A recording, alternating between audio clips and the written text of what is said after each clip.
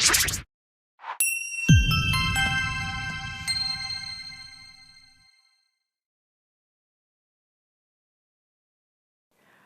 adik-adik, salam Kuiper. Kembali berjumpa dengan saya Victor Piawai.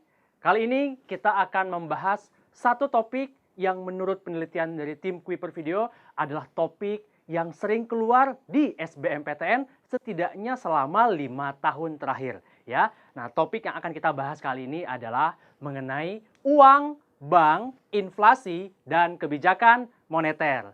Nah, buat para Kuiperian yang sudah tidak asing lagi dengan judul ini, nah pasti Kuiperian sudah mulai terbayang bahwa topik ini kita akan membahas mengenai apa saja jenis uang, lalu fungsinya, kemudian bagaimana peranan bank dalam mengendalikan inflasi atau deflasi, dan juga nanti kaitannya dengan kebijakan moneter. Nah, beberapa soal yang pernah keluar di SBMPTN, salah satunya adalah soal yang berikut ini.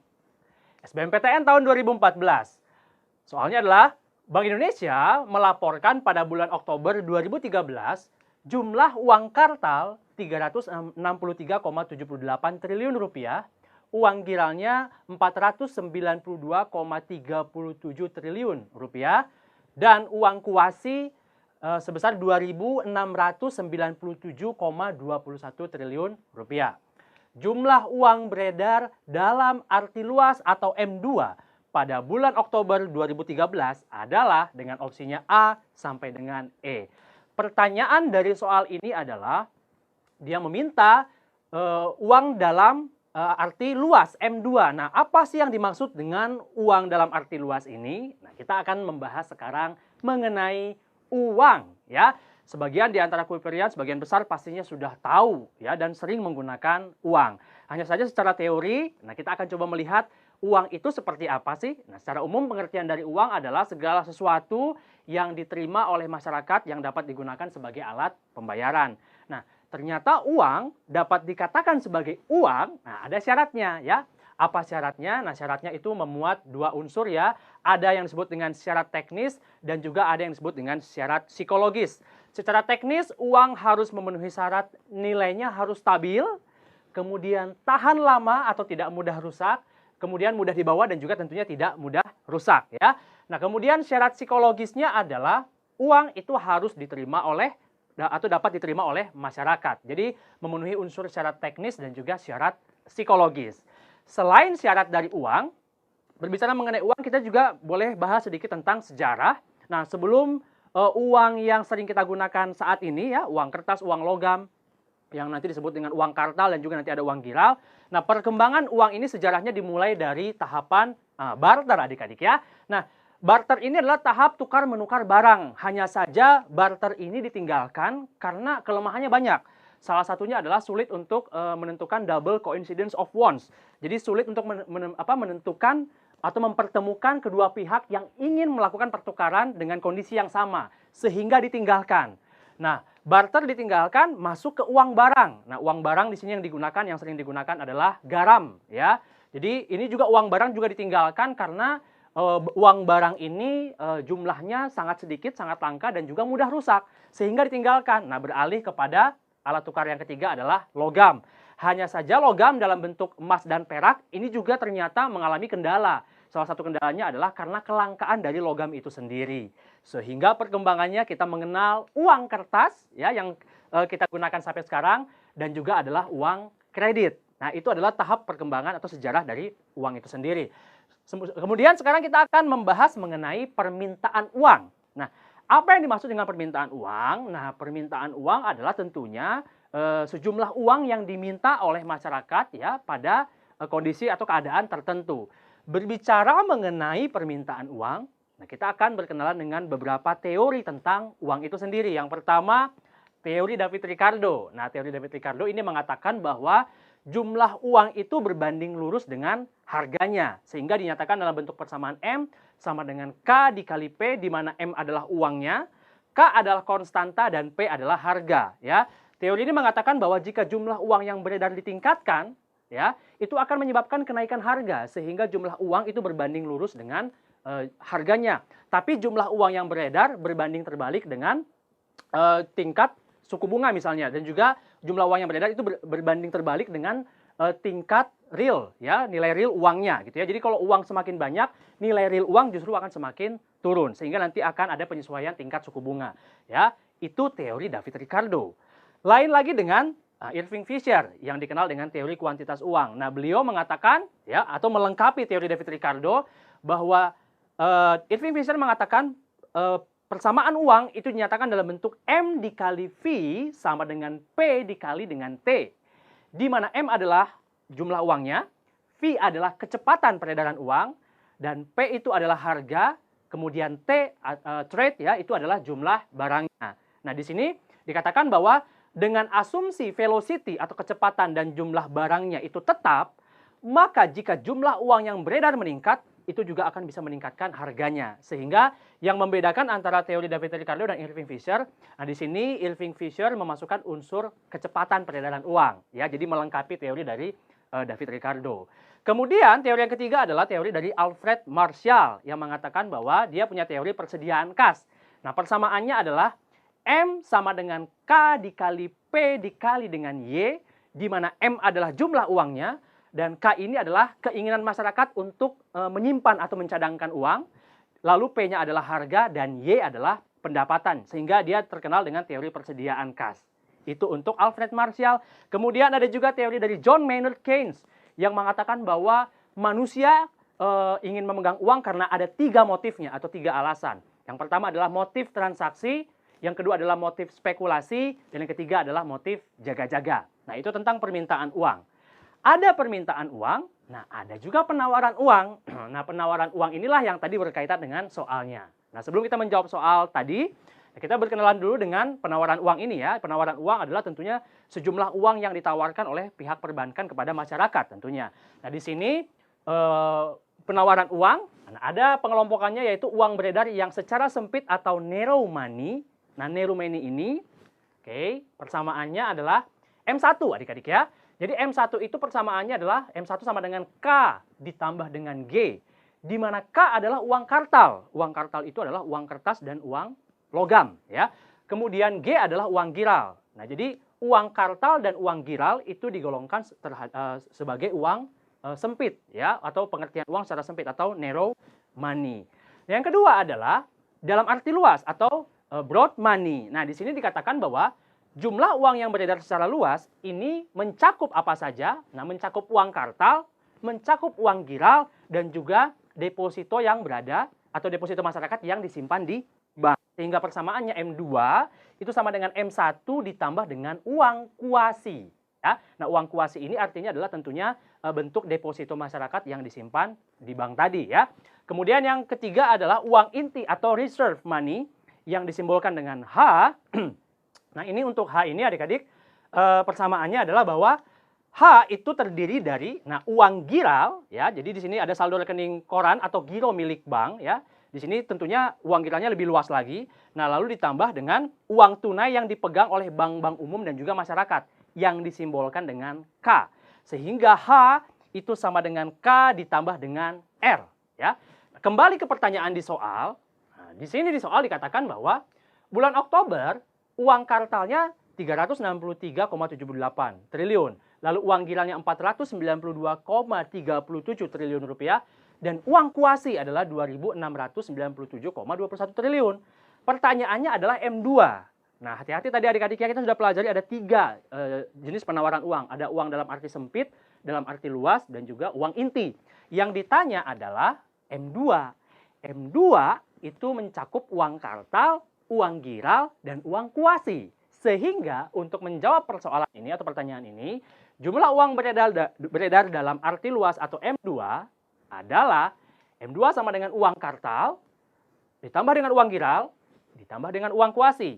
Jadi kalian melihat yang di soal ada uang kartal, uang giral, dan kuasi, masukkan saja yang diketahuinya. Ya. Jadi tambahkan semuanya, kartal, giral, dan kuasi, sehingga kalau ditotalkan ini jumlahnya adalah 3.553,36 triliun rupiah. Sehingga jawaban dari pertanyaan ini adalah yang E. Ya, jadi itu adalah jawaban untuk soal SBMPTN 2014 ini. Oke, baik. Kita akan beralih kepada soal yang selanjutnya.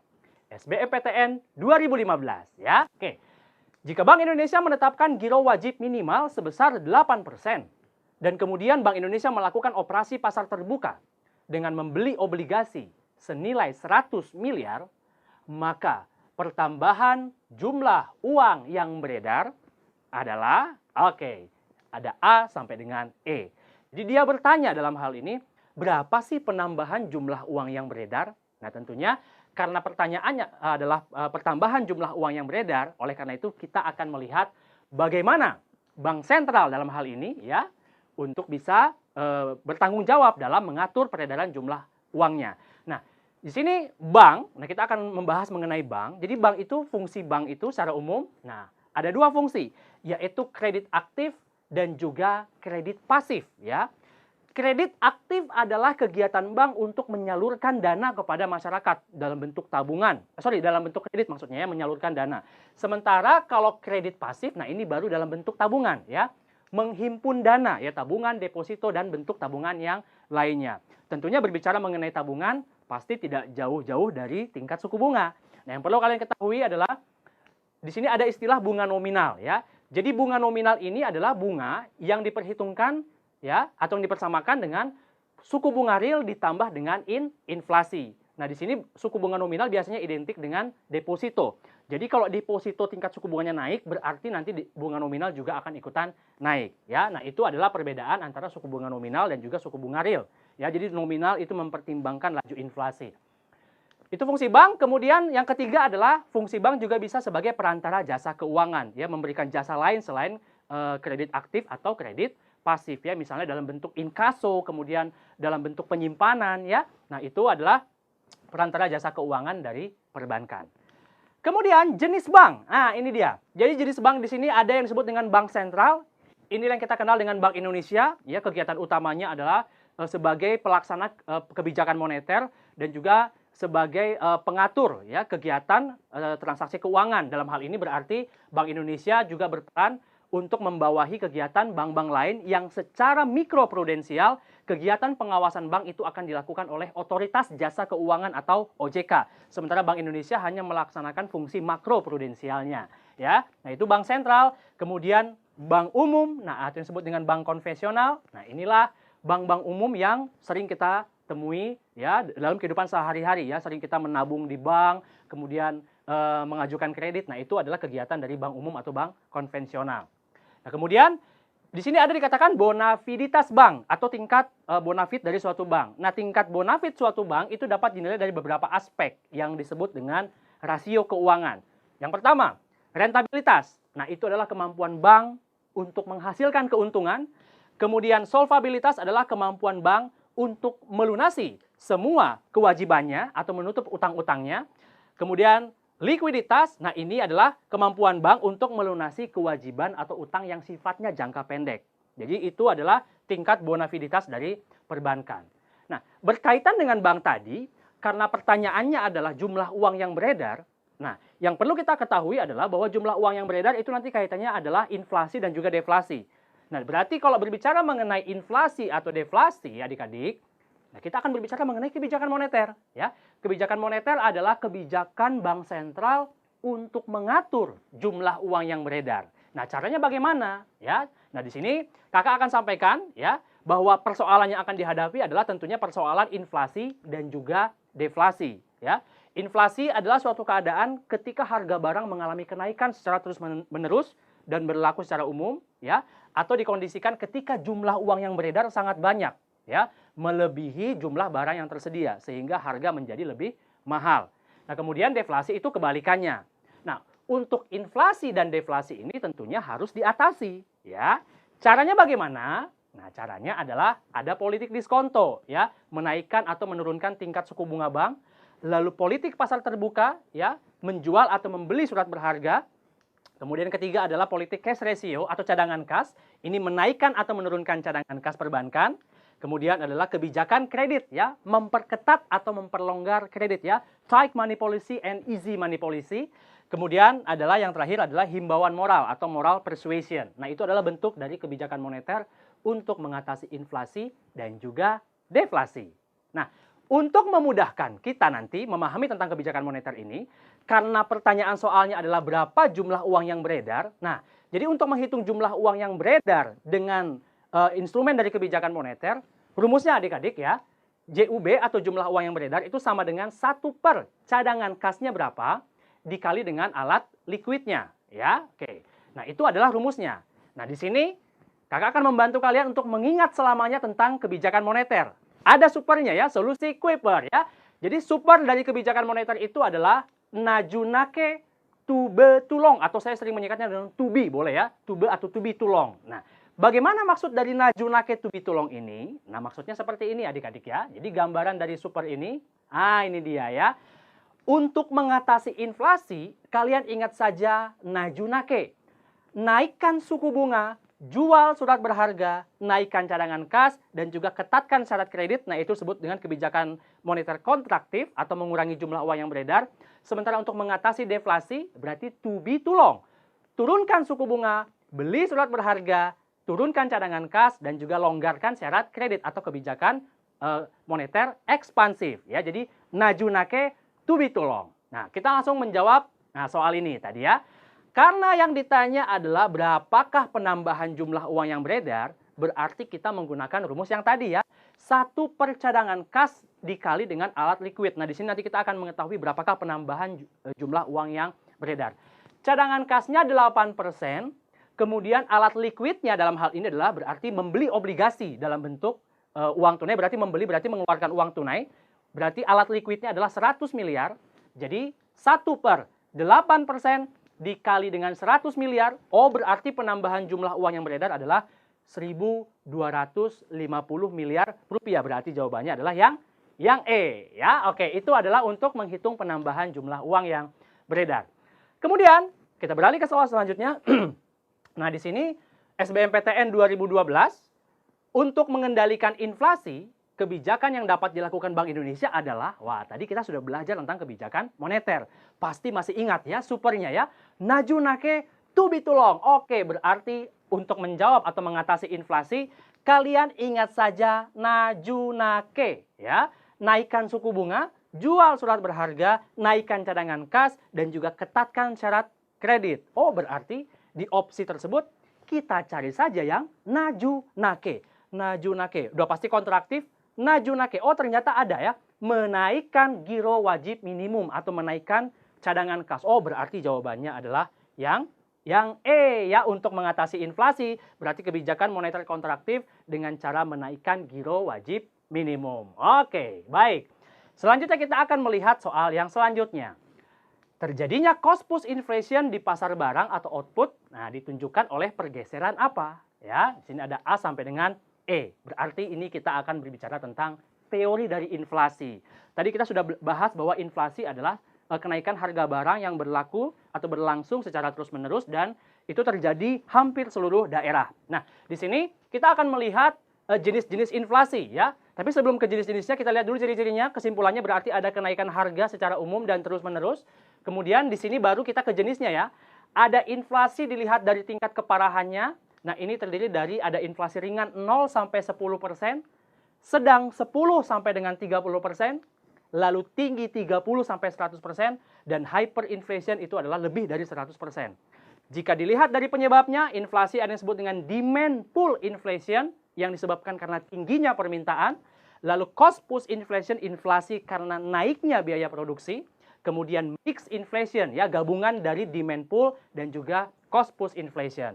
Kemudian inflasi dilihat dari asalnya. Nah, ini bisa dilihat atau berasal dari defisit APBN ya, ketika belanjanya lebih besar daripada penerimaannya, dan juga imported inflation atau inflasi yang berasal dari luar negeri.